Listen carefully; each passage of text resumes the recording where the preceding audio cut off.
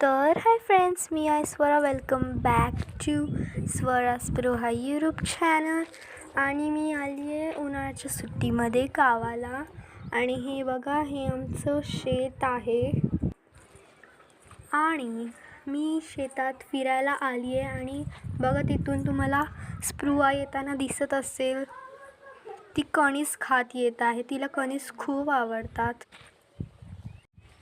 तर हे आहेत आमचे आंबे.